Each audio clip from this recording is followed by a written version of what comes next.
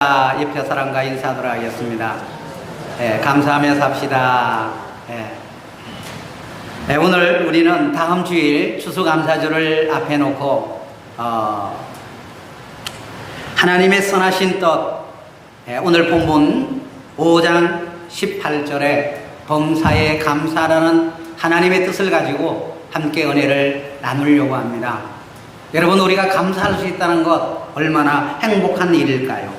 자, 그런데 우리가 이 세상을 살아가면서 어떻게 하면 좀 행복하게, 또 어떻게 멋있게 그렇게 잘 살 수가 있을까요? 오늘 본문 데살로니가전서 5장 18절은 범사에 감사하라고 우리에게 권면을 하고 있습니다. 자, 오늘 우리는 이 말씀에 우리가 어떻게 하면 순종을 좀 잘할 수 있을까? 어떻게 더 자주, 어떻게 하면 더 많이, 어떻게 하면 더 잘 그렇게 감사하며 살아갈 수가 있을까요? 그 비밀을 오늘 16절에서 18절에 말씀을 하고 있습니다. 그 첫째가 뭐냐? 우리는 기쁨의 태도를 가지라고 하는 겁니다. 기쁨의 태도를 가져라. 자, 오늘 본문 먼저 16절에 보니까 뭐라고 말합니까? 항상 기뻐하라고 말합니다. 먼저 항상 우리를 기뻐하라고 우리에게 권면을 하고 있습니다. 여기에 중요한 단어가 항상이라고 하는 말이에요. 항상이라고 하는 이 말은 언제나 기뻐하세요. 언제나 기뻐하라. 늘 기뻐하라. 이런 얘기입니다. 좋을 때나 슬플 때나, 감사가 있을 때나 감사가 없을 때나, 기뻐할 때나 기뻐하지 못할 때에도 우리가 항상 기뻐하라고 하는 이야기입니다. 자, 그런데 오늘 이 말씀을 딱 보니까 우리가 좀 모순이지 않나 이런 생각도 가지게 되죠. 그게 뭐예요? 자, 우리가 잘 알다시피 우리에게 항상 기쁜 일만 일어나지 않는다는 것 아닙니까? 저희들의 인생을 살아가는데 우리들에게 항상 우리 가족에, 나에게, 우리 교회 안에서 항상 즐겁고 행복하고 기쁜 일들만 세상에 일어나지 않더라 이 말입니다. 오히려 우리에게는 기쁜 일보다도 불쾌한 일, 슬픈 일, 부끄러운 일, 불편한 일, 힘든 일들이 우리의 생활 속에서 더 많이 자주 경험하게 되고 일어나는 것을 우리가 보게 됩니다. 자, 그런데 오늘 성경은 우리에게 뭐라고 이야기를 하느냐? 기뻐하라는 거예요. 기뻐하라는 거예요. 아니, 기쁜 일보다도 슬픈 일이 많고 잘 되는 일보다도 안 되는 일이 많고 그렇게 되어지는 이 세상에서 어떻게 우리가 항상 기뻐할 수 있을까라는 질문입니다. 자, 여기는 답이 아주 간단하죠. 우리들이 만약에 환경의 지배를 받는다면 우리는 그 어느 누구도요, 한 사람도 하나님 앞에 기뻐하며 살 수 있는 사람은 이 세상에 한 사람도 없답니다. 아무리 돈을 많이 가지고 근력이 많고 지혜가 많고 남들보다 훌륭한 사람이라고 할지라도 우리가 환경의 지배를 받게 된다면 결코 그 누구도 기뻐하며 살 수가 없다라는 것입니다. 그래서 바울의 권면은 뭐냐? 상황에 따른 감정이 아닙니다. 어떤 환경이나 상황에 따른 감정이 아니라 우리의 태도가 중요하다 이 말입니다. 다른 말로 하면 우리의 마음가짐이 진짜 중요하다. 마음먹기에 달렸다. 마음가짐이 정말 중요하다. 우리 태도가 정말 중요하다라고 하는 것입니다. 언제나 행복하게 느끼라고 하는 말이 아닙니다. 우리가 좋은 때든 나쁜 때든 기쁨의 태도를 가지고 살자 그 말입니다.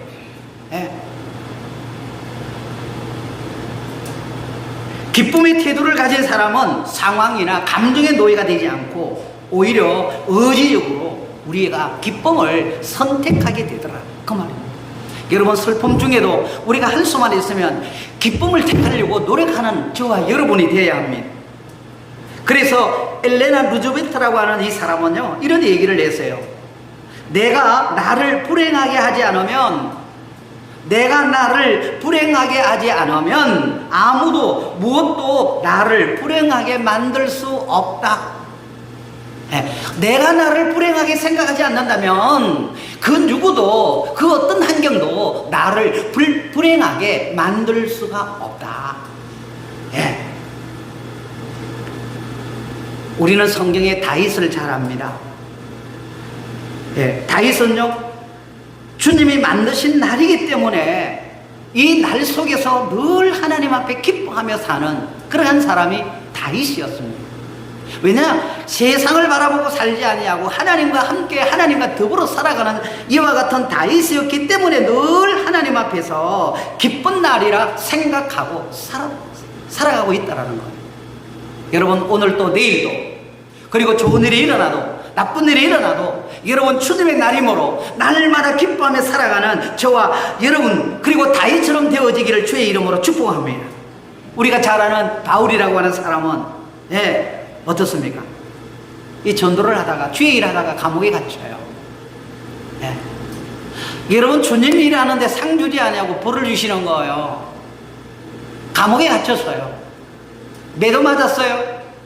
그런데 이 바울은 감옥에 갇히는 상황에도 불구하고, 그 상황에서도 불구하고 그 상황 속에서, 옥중에서 하나님 앞에 기도하고 뭐 했다? 기뻐하고 찬송했다 라고 하는 겁니다.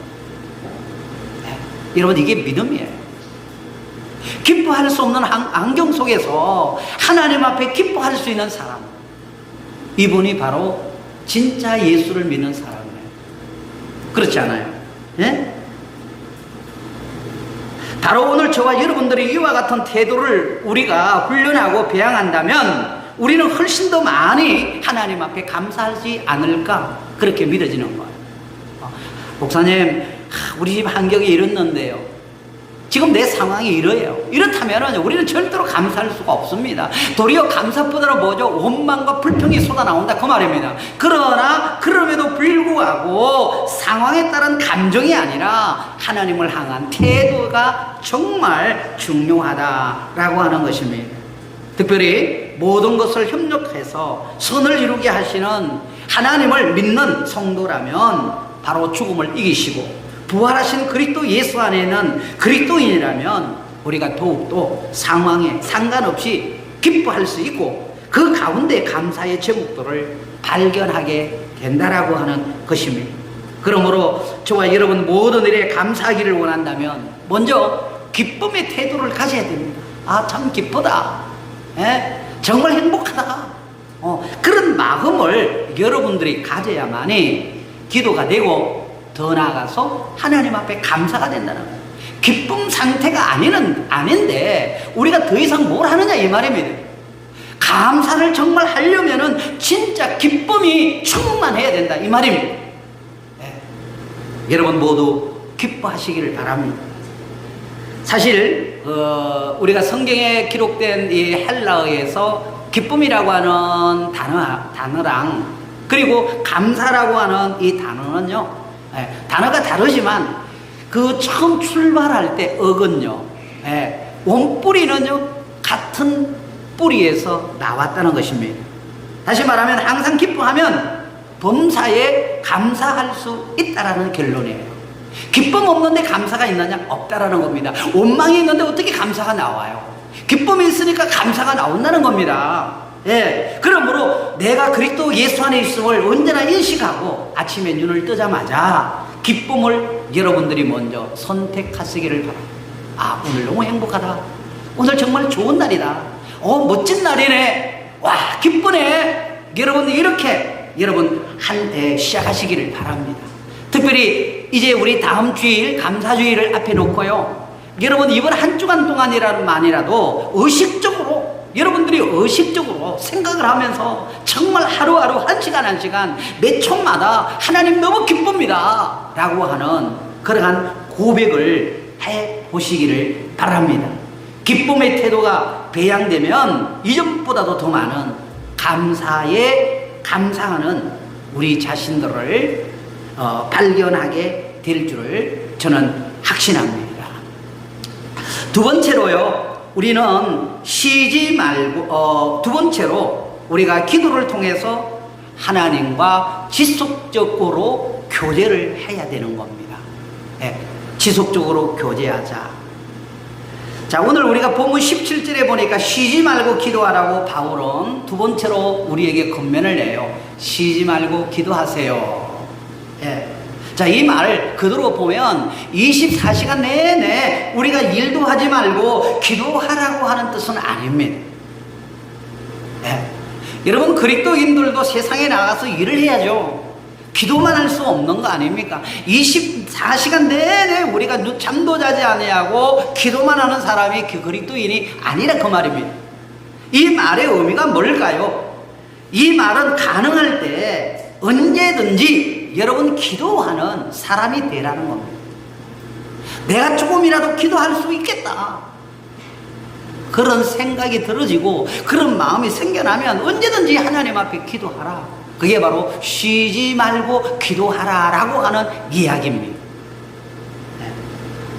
오늘 본문 이 쉬지 말고라고 하는 이 의미는요, 헬라어의 의미를 좀 빌려 선다면은 이 쉬지 말고라고 하는 말은 연거푸, 우리가 기침이 나는, 이 기침을 자꾸 쏟아부을 때 사용하는 단어, 그게 바로 쉬지 말라라고 합니다. 여러분, 우리가 이 감기가 걸려서 기침이 날 때, 마른 기침이 날 때 한 번만 나는 거예요? 이 기침을 한 번 하면 끝이 없이 막 기침을 해야 되잖아요. 여러분, 우리에게 얼마나 고통스러워요. 그럼에도 불구하고 기침은 멈추지 아니하고 계속 기침이 나올 때에 정말 미칠 것 같은 아픔을 우리가 느끼잖아요. 쉬지 말고 기도하자라고 하는 말은요, 바로 그와 같은 고통 가운데 하나님을 향하여 연거푸 끊임없이 기도하고 이 상태를 오늘 우리에게 말하고 있는 것입니다. 바울이 말하는 것은 일상을 살면서 가능한 자주 그리고 지속적으로 기도하는 거예요. 우리가 대부분 사람 기도 안 하는 사람은 거의 없습니다. 근데 기도 별로 많이 하지 않는 사람들은 항상 뭐냐, 기도를 하다가 자꾸 쉬어요. 기도해도 안 되네, 이런 얘기. 뭐 기도한다고 다 되냐, 뭐 이런 얘기예요.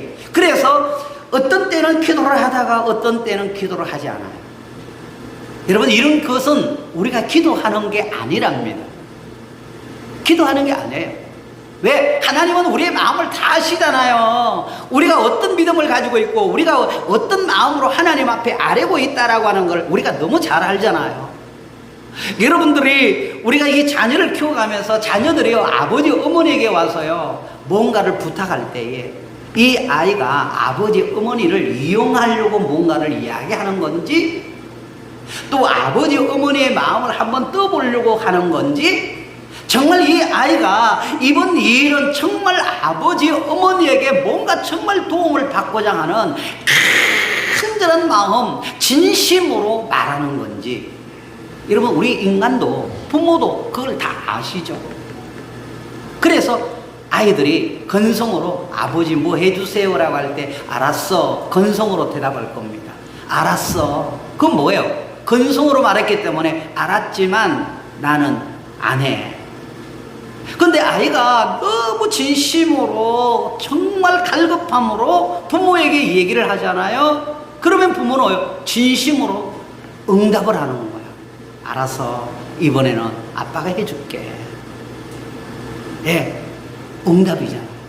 여러분, 저와 여러분도 마찬가지로 이 기도라고 하는 걸요, 오늘 했다가 내일 했다가 하고 싶으면 했다가 급하면 했다가 이런 게 아니라 정말 여러분 쉬지 말고 연거푸 고통 가운데 진심을 담아서 하나님이 반드시 응답해 주십니다라고 하는 것을 믿고 간구할 때에 하나님은 적극적으로 우리에게 응답을 해 주신다는 거예요. 제가 한번 그런 간증을 했잖아요.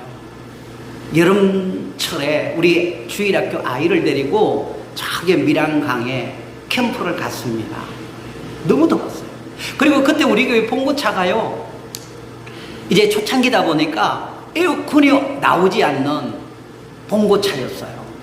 지금은 에어컨은 뭐 기본적으로 다 나오지만 옛날 차는 에어컨이 없는 차들이 상당히 많았습니다.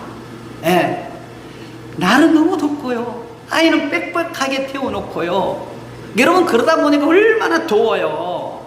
근데 아이들이 이 물을 보자 아이들이 막 그냥 쉽게 말해서 환장을 하는 겁니다. 물이다, 아이를 뭐 이래서 문을 열어주고 내려놓고 뭐 물건을 내리고 이러는데 갑작스럽게 사람이 죽었다 이러는 거예요. 아이가 죽었다 이러는 거예요. 한순간 가슴이 철컥하는 거예요. 우리 아이 아닌가? 제가 너무 당황해가지고요, 죽었다라고 하는 장소로 달려갔잖아요. 그리고 급한 마음에, 나도 마음의 준비가 되어져 있지 않았는데 나도 모르게 물속으로 잠수리에 들어가려고요. 네. 만약에 그때 제가 조금만 생각을 하지 아니하고 내가 물속에 들어갔다면요, 내가 심장마비로 죽었을 겁니다. 네. 저는 어릴 때부터 수영을 해왔고 또 응급 처치 인명구조 이런 훈련을요 체계적으로 어릴 때부터 서클 활동을 하면서 배웠고 자격증도 가지고 있어요. 나름대로 수영에 자신도 있고 지혜도 있고, 그런데 기술도 나름대로 조금은 있다 이 말입니다. 그래서 아이를 사랑하기 때문에 아이를 건져야 되겠다 생각하고 뛰어들려고 하는데, 제가 한번 물었어요. 여기 누가 죽었느냐고 라고 하니까 술 먹은 사람이 들어갔다 죽었다는 거예요. 다른 사람 죽었는데도 내가 건져줘야 되고 뭘 해야 되지만 우리 아이가 아니라서 그냥 너무 감사한데 막 온몸에 힘이 샥 빠지는 거 있죠. 제가 하고 싶은 얘기는 뭡니까? 내 사랑하는 아이이기 때문에 내가 책임지고 그 아이를 살려내야 되잖아요. 그 아이를 건지다가 내가 죽을 수도 있지만 내 아이를 건져내야 한다 이 말입니다. 여러분, 나라고 하는 이 존재, 목사라고 하는 이 한 사람이 아이 한 영혼을 그렇게 사랑한다면 하나님은 우리의 영혼을 얼마나 사랑하시겠냐 그 말입니다. 여러분들이 기도하는 것을 하나님이 어떻게 예면하시겠냐 이 말입니다. 근데 왜 우리가 기도하지 않습니까? 오늘 우리가 뭐라고 말했으면 됩니까? 이 기도라고 하는 것은 기도를 통해서 하나님과 지속적으로 교제하는 거다. 기도는 한마디로 말해 교제입니다.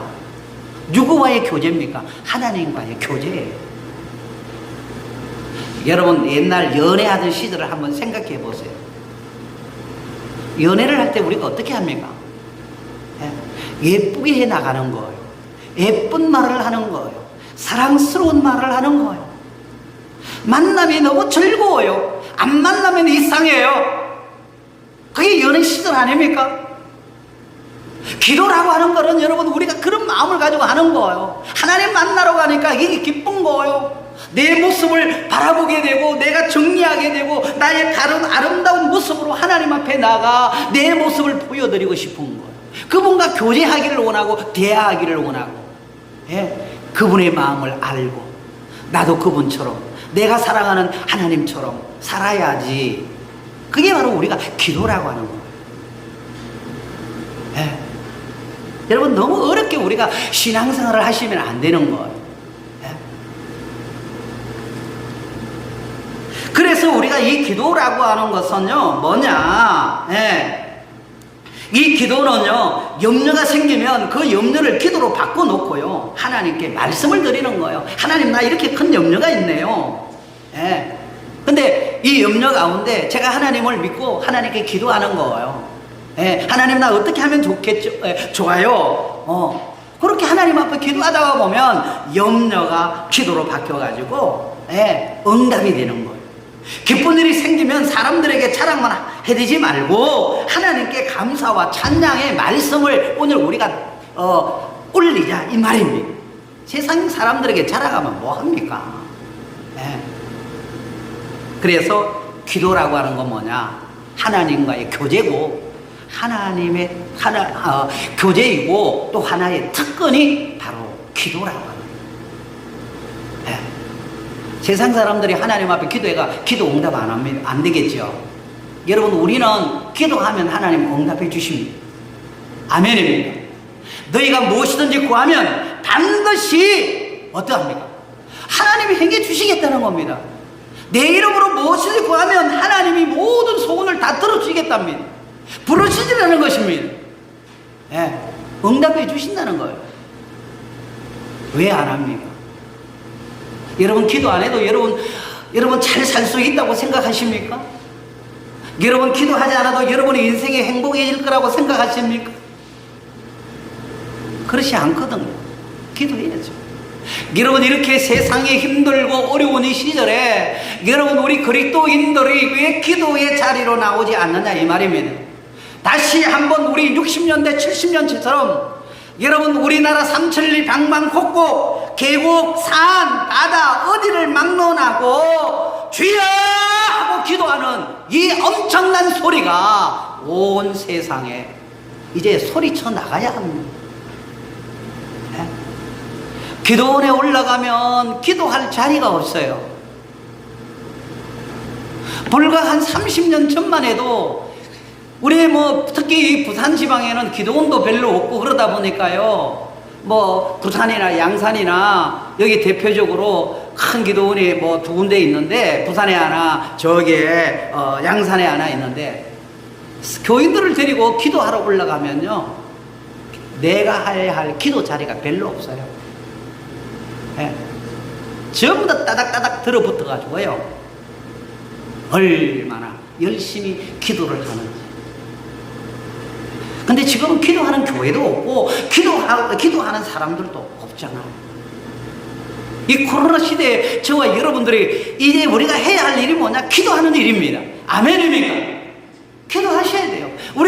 우리에게 기쁜 마음이 생겨난다면 좋으신 하나님 앞에 그 기쁨을 알아야 되지 않습니까? 하나님, 나는 하나님 때문에 이렇게 기쁜 인생을 살고 있습니다. 우리 하나님과 교제해야 되지 않습니까?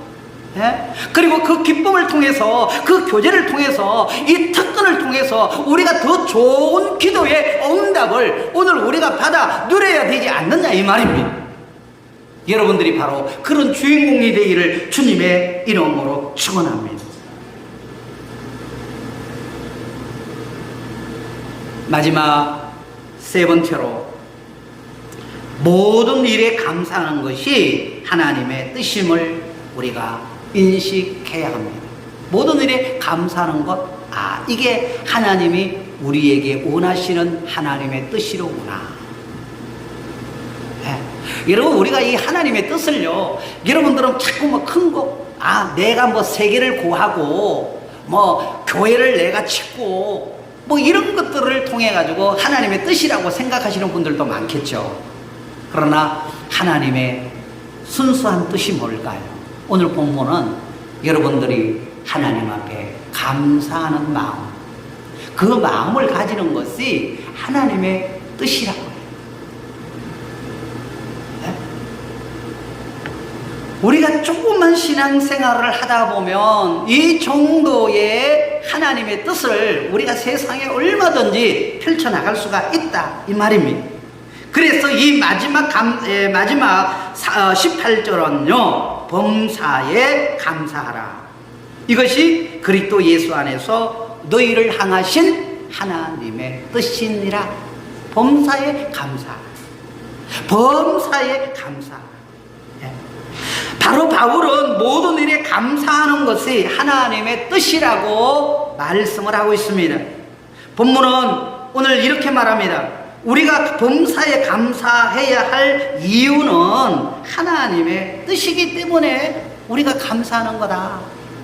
감사하는 것은 하나님이 우리를 향하신 하나님의 뜻이기 때문에 우리 교회가, 우리 대한민국이, 전 세계가 하나님 앞에 감사합니다. 다시 말하면 내가 많이 가졌기 때문에, 내가 복을 많이 받았기 때문에, 내가 잘 되고 있기 때문에 감사하는 게 아니에요. 감사는 하나님의 뜻이에요. 여러분, 우리 자녀들이요, 부모님을 찾아와가지고요, 선물도 많이 주고 용돈도 많이 주고 그러면은 좋겠지요. 예. 그런데 자녀가 부모에게 용돈을 주면 솔직하게 얼마나 좋겠습니까? 자녀들이 부모에게 용돈을 주는데 1,000만 원씩 줍니까? 100만 원씩 줍니까? 200만 원씩, 500만 원씩 줍니까? 아니거든요. 줘봐야 1, 20만 원씩. 예? 3, 4, 10만 원씩. 그 정도예요. 예. 여러분, 그 정도요, 그 정도 돈은 부모님들이 웬만하면 다 가지고 있어요. 예.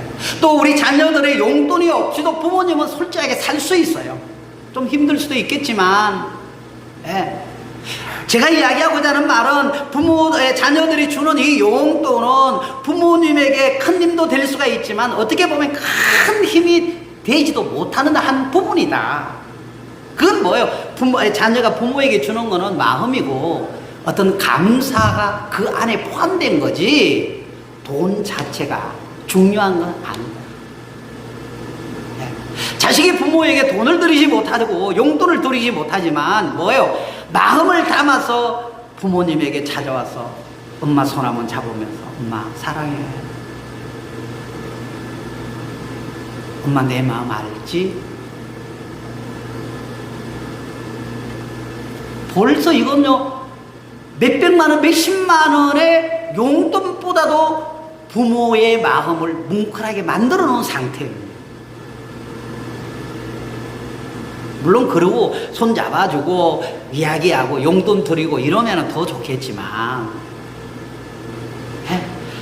이 용돈 자체가 중요한 게 아니라 감사를 담고 있는 게 더 중요하다 그 말입니다. 오늘 저와 여러분에게도 마찬가지입니다.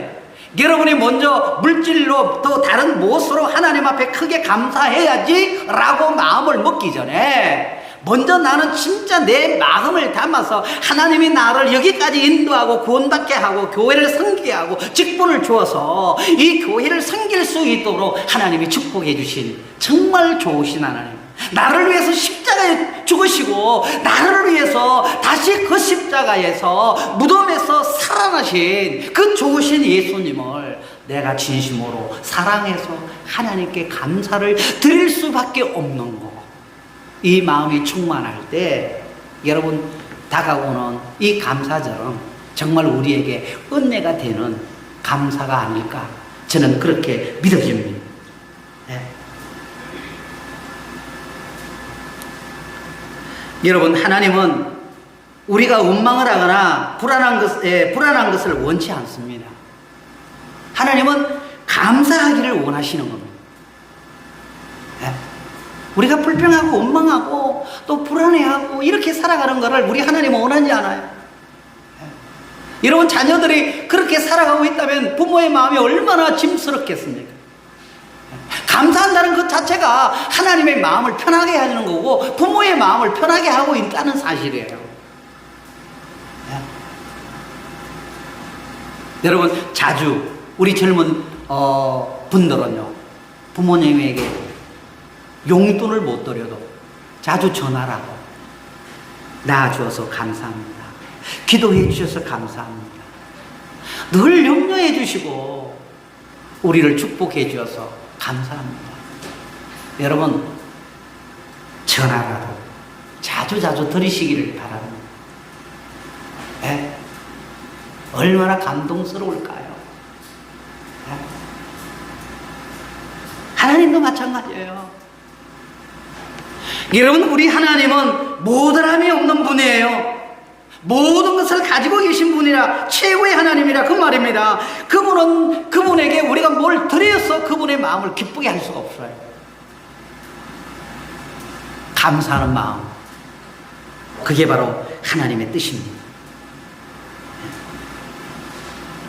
다시 말해 모든 일에 감사하는 것이 하나님의 뜻임을 우리가 인식할 때 우리는 더 감사할 수 있다는 것입니다. 여러분이 기억하시기 바랍니다. 하나님께서 우리로 모든 일에 감사하며 살기를 원하는 이유는 우리에게 가장 감사가 좋은 것이기 때문입니다. 우리가 감사해야 할 이유는 감사하는 우리가 그게 가장 좋은 방법이고 좋은 삶이기 때문에 그렇다 그 말입니다. 네.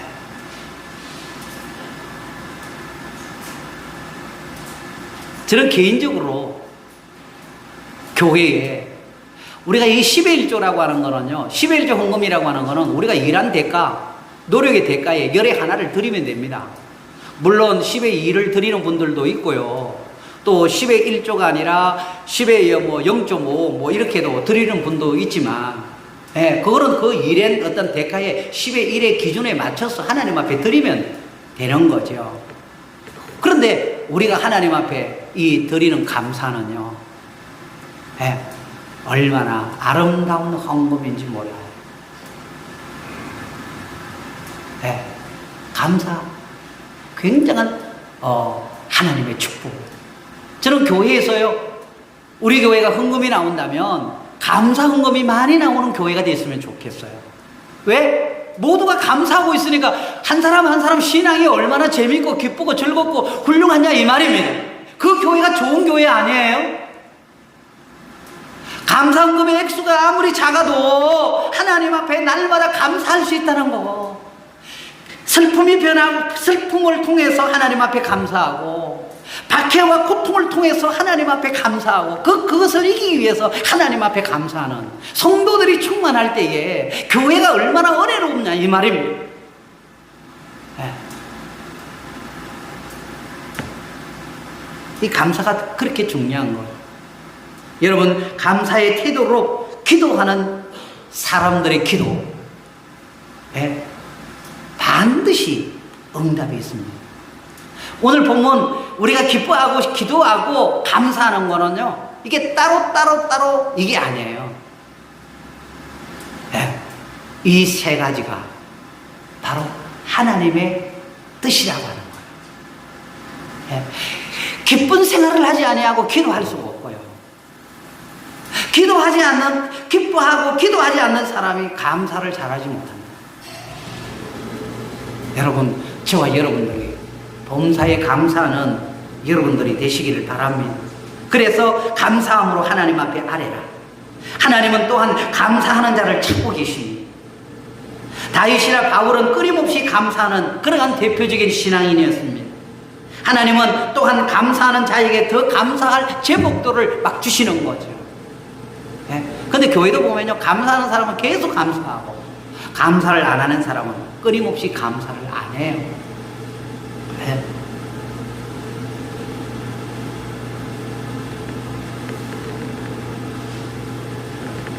제가 개척을 하고 나니까요,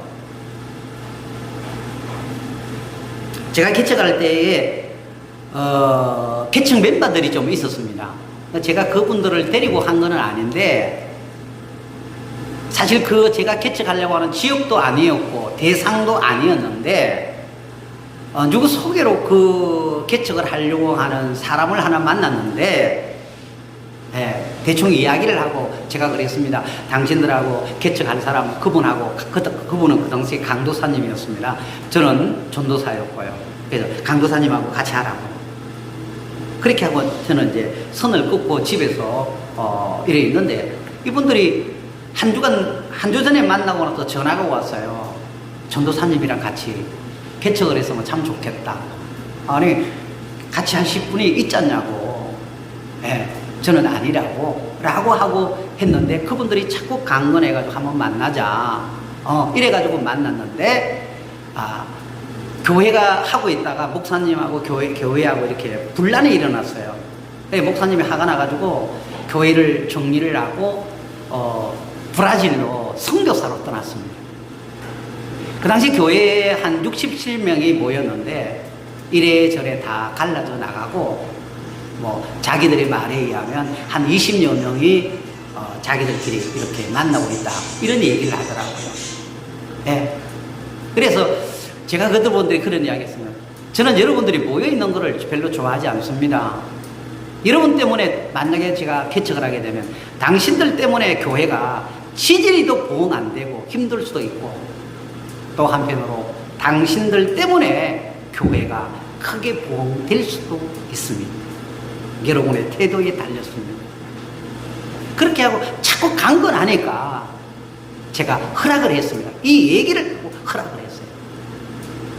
근데 이제 모인 사람들은 20명은 안 되고요, 한 10서너 명 정도 사람이 개척을 하니까 왔더라고요. 와서 이분들이 헌금을 하는데 깜짝 놀랐습니다. 10의 1조 액수는 한 사람 빼놓고 다 액수가 똑같아요. 감사헌금, 주일헌금, 한 6개월 동안 제가 쭉 보았는데요. 감사한금 액수가 다 똑같아요. 통일을 시켜놨어요. 네. 제가 기도하다가 언젠가는 말해야지 하고 있는데, 이 대표되는 재정 집사님이 여집사님인데, 그 당시 30년이 넘었는데 보세요. 이화여대 1학년까지 공부를 하신 분이에요. 똑똑한 분이죠. 그분 돈도 좀 있었어요. 나이도 좀 있고요. 제게 비하면 어머니 같은 분이었어요. 저는 그 당시에 이제 30대 초반이었고 이러니까요. 얼마나 근데 이분이 하루는요 레스토랑에 저를 불러가지고 밥을 사준다고, 사모도 부르지 않고 나 혼자 불러서 갔어요. 맛있게 먹었어요. 그분이 이런 얘기를 합니다. 전도사님 제 말만 잘 들으면 교회가 부흥할 수 있는데, 전도사님은 좀 고집이 좀 센 것 같다고, 왜 제 얘기를 잘 안 듣느냐고 그러더라고요. 저는 그때까지만 하더라도 불이라고 하는 것을 보면 대통령이고 누구 가지고 누구를 막론하고 정말 가만히 두지 않는 사람이거든요. 네? 제가 그랬어요. 집사님, 지금 집사님 나를 교회 사장으로 만들 거냐고? 당신은 이사장이냐고? 난 목회 그래 못한다고. 네? 당신들이 떠나가든 안 떠나가든 나는 이미 교회를 시작했기 때문에 나는 생명 바쳐서 교회를 지키는 사람. 당신들이 그러한 태도 나는 수용할 수 없다고. 당신이 성도로 목회자에게 순종하고 엎드려 기도하든지 결단하라. 네. 그러니까 이분이 그 다음날 교회에 와가지고 띠리띠리 해가지고 나갈 사람 쭉 나가버렸어요. 뭐 개척 1년도 안 돼요. 네. 다 대부분 나가고 몇 사람은 나가고. 네. 그래서 본격적인 이제 개척을 시작하게 된 겁니다. 여러분, 오늘 제가 여러분들에게 이야기하는 것은요, 왜 그분들이 그렇게 고정적으로 감사 10의 1조 똑같이 주일 헌금 그 당시니까 1,000원, 감사 헌금 3,000원, 10의 1조 5,000원, 날마다 기록이 그렇게 되어 있는 거예요. 여러분, 그건 하나님 앞에 헌금하는 거 아닙니다. 여러분의 마음에 감동을 통해서 여러분 감사를 여러분 표현할 수 있는 여러분들의 마음이 되기를 바랍니다. 찬양과 헌금과 믿음의 삶을 통해서 감사를 표현해 보세요. 헌금으로도 우리가 한번 하나님 앞에 감사를 표현해 보고, 우리가 이 삶의 찬양으로도 하나님 앞에 한번 이번 주간에 원도 한도 없이 하나님을 한번 찬양해 보자 그 말입니다. 홀로 앉아서 기도하면서 찬양하고 울면서 기뻐하고 즐거워하면서 금년 한 해 동안 하나님, 저는 너무 하나님으로 말미암아 우리 교회를 통해서, 우리 목사님을 통해서, 우리 귀한 성도님을 통해서 나는 너무 행복하고 너무 많은 복을 받았노라고 찬송을 하면서 감사해 보자는 겁니다. 우리가 어려운 일을 닥쳤을 때도 모든 일에 감사하는 것이 하나님의 뜻임을 우리가 기억하고, 감정적으로 잘 안 될지 모르겠지만 감사하는 것이 내게 좋은 것을 믿고 감사하려고 노력하는 이 한 주간이 꼭 되기를 바랍니다. 감사가